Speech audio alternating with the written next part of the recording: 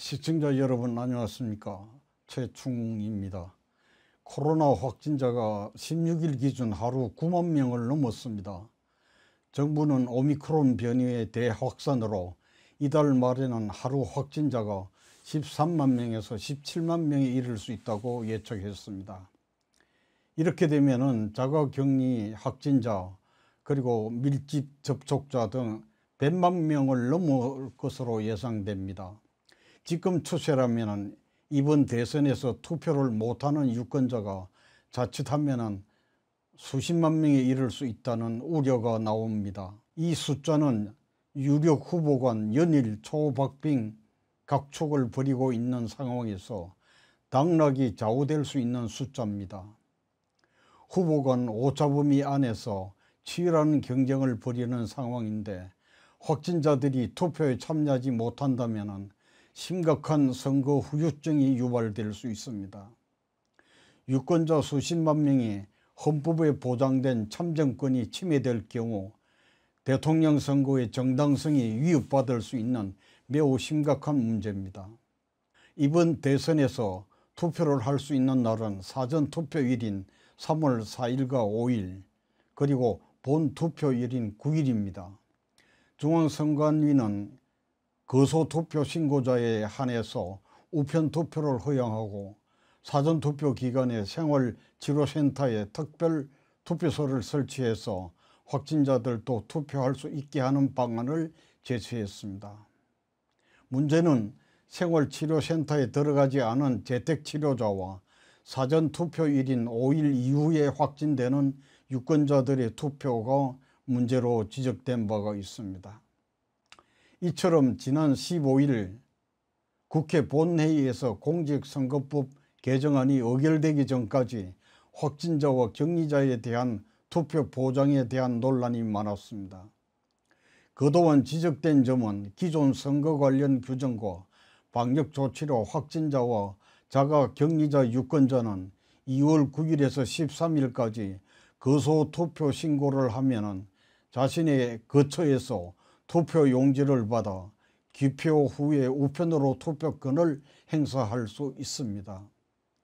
2월 13일 이후 생활치료센터 입소자는 3월 4일, 5일 센터에 설치된 특별투표소를 이용할 수가 있습니다.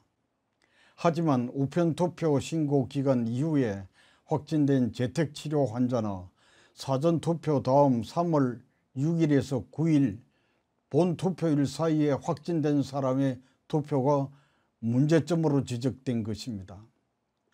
14일 이후 확진자는 이달 9일, 13일로 정해진 거소투표 신청 기간에 신청할 수 없기 때문입니다.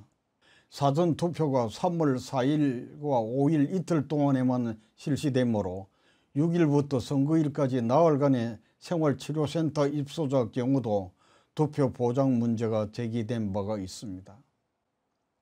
코로나19 사태가 아무리 심각하더라도 헌법에 보장된 유권자의 권리를 침해받을 수는 없습니다. 선거관리위원회와 정치권은 확진자와 자가격리 유권자들의 참정권이 보장될 수 있는 면밀한 대비책을 요구받아 왔습니다. 코로나19에 감염됐다는 이유로 국민의 기본권인 참정권이 제한되는 것은 있을 수 없는 일입니다. 단 한 명의 투표권도 방역을 이유로 침해받게 해서는 안 됩니다. 지금까지 대선 여론조사는 초박빙 구도라 할 수 있는데 만약 확진자들이 투표하지 못하는 일이 일어난다면 심각한 후유증이 예상됩니다.